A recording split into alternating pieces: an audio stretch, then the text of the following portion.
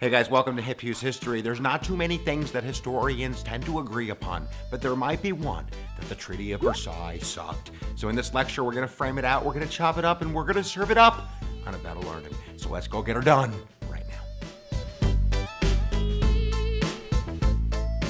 So let's start with the big idea first. The big idea is that the Treaty of Versailles, which is the treaty with Germany at the end of World War I at the Paris Peace Conference, is going to severely punish Germany. Bam!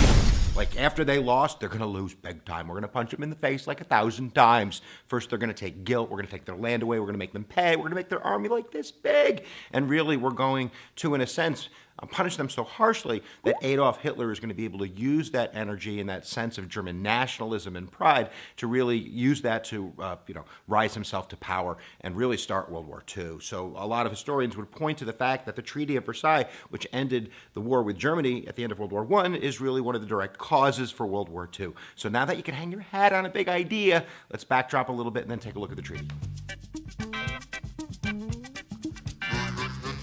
Of course, you know Armistice Day. All school children know Armistice Day, and of course, Armistice Day is the beginning of the peace at the end of World War I. At least the fighting stops. That's November 11th, 1918.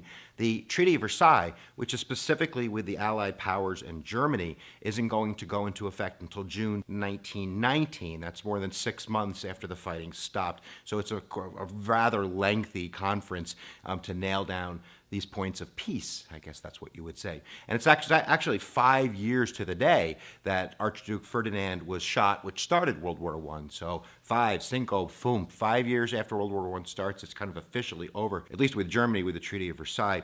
So it's going to be the big three that are really going to dictate the terms of this treaty. Russia signed a treaty with Germany in 1918, the Treaty of Brest-Litovsk, which really gave lots of land to Germany. About 1/3 of Russia was given over, about 3/4 of their factories and their railroads. About 20 million people ended up in German hands. So the Russians aren't really part of this process anymore. And Germany is certainly not going to be let into the door. And them not being part of this process is going to be part of the anger that they feel. You know, they might primarily be responsible for World War I, but there's some other actors as well. Austria had a big part of this. Russia had a humongous part of this. And France certainly was ready to be mobilized for war in order to garner some of the land they lost in the 19th century. So there's a lot of blame to go around. But Germany, they're not going to be let into negotiations. The big three, of course, are going to be Woodrow Wilson with his 14 points coming across the Atlantic Ocean.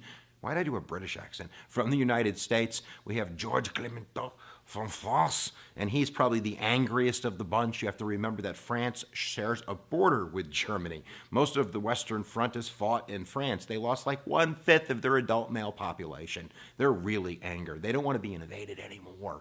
And you have David Lloyd George from the UK, the Prime Minister, and he's really looking for more of a safe peace. They have a huge economic investment in Germany as a trading partner. He wants things to kind of go back to the way they were, but at the same time, we don't want this to happen again. And then you have the big bubble boy living in the bubble of idealism, Woodrow Wilson, coming from the United States, the Democratic president with his 14 points. And it's just a real partisan effort on Woodrow Wilson's part. There are no Republicans in his posse that go over to the Paris Peace Conference. And that's going to probably be one of his problems down the road when he needs Republican support from Henry Cabot Lodge in the Senate in order to get the Treaty of Versailles ratified in the United States. But you can see that these three guys have different objectives going in, but they're in control of this ball game and they're going to dictate the terms. There was a time really where the Germans were thinking about, nixing this treaty, not signing it and seeing if they could fight off a land invasion. But at the end of the day, they're just too weak and they're going to be forced to have to sign it. And of course, like we said before, that German anger is going to result in one Adolf Hitler. I would put a side note, because there are some historians that point out with the rise of fascism and Mussolini in Italy, who was part of, our Allied powers in World War I, and they still had a problem with fascism and Mussolini. But at the end of the day, the treaty is still really, really harsh. So let's take a look at some of the different terms of the treaty, and then we'll see if we can wrap this up. We'll wrap it up. Article 231, write that down. If you're doing an essay, you got to put Article 231, because that's the guilt clause. That's the part of the Treaty of Versailles with Germany that says you're bad. You're the one who did it. You're the one who started it. It's all your darn fault. And that war guilt is really going to be a slight at the sense of German nationalism, which is really strong. They're really going to be angry about this. And again, we're going to keep saying it. Adolf Hitler, he's going to be the one that's going to be able to tap into that energy of the German people to bring himself to power in the 1930s. Number 2 on the list is loss of territory. They already are going to lose all that territory that they had gained with the treaty with Russia. That's going to be really going to be, going to Poland. But they're also going to lose about 25,000 square miles, the majority of that being ceded to Poland and some of that going to France. And we're going to talk about the demilitarization zone that goes on in the Rhineland. But France, they wanted either their borders to go all the way to the Rhine, or they at least wanted a new buffer state between them and Germany. But they are going to get demilitarization of the Rhine land, something like 30 or 40 miles east into Germany. And they're also going to acquire some mineral-rich land in western Germany that's going to be ceded to France.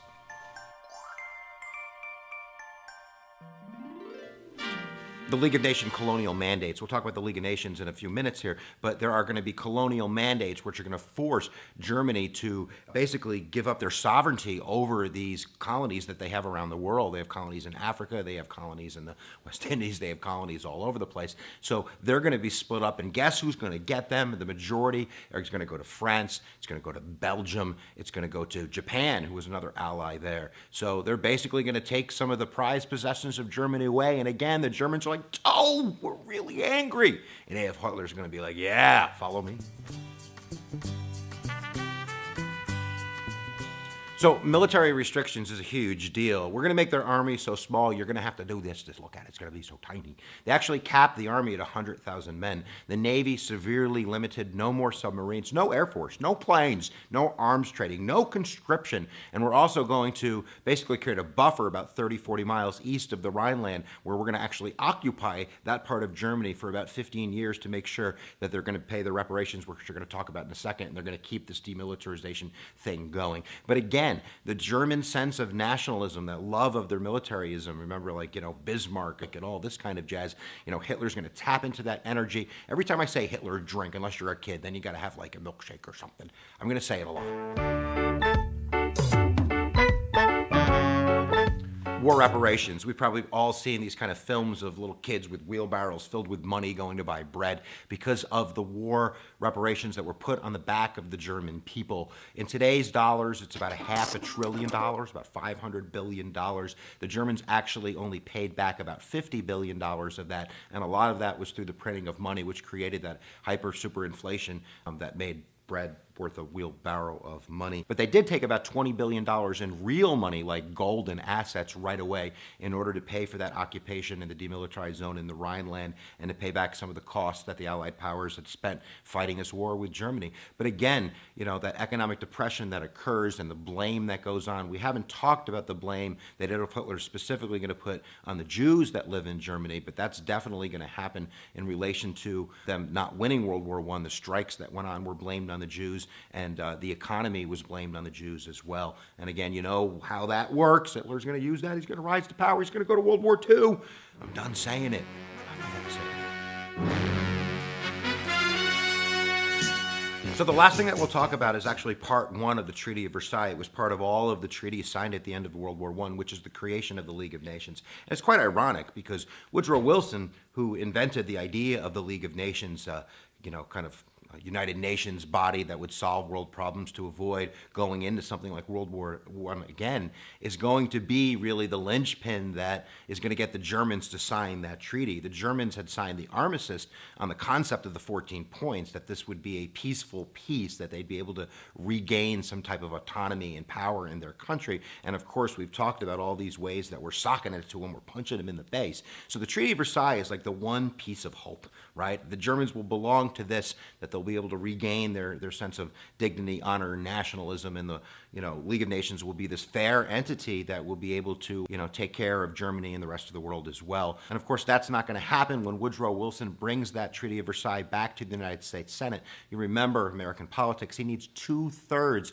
of a majority of the Senate to ratify that treaty, and it was a partisan effort. There were no Republicans over in the land of Paris when this was going on. So there's a lot of fear that specifically Article 10 of the League of Nations Charter, which basically would say that the League of Nations could bring the United States into a war without congressional approval, is going to be a non-starter. But mostly Republicans, they're going to say, no way are we going to give up our autonomy of our self-interest to these European war fighters.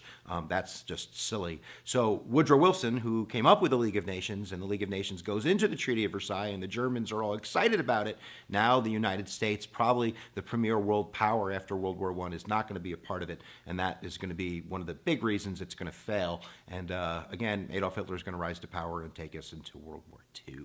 Ha! So what do you know? We grew your brain. We prepared you for the test. We prepared you for life. Giddy up for the learning. If you haven't subscribed to Hip Use History, it's fun, it's funky, it's fast, and of course it's free.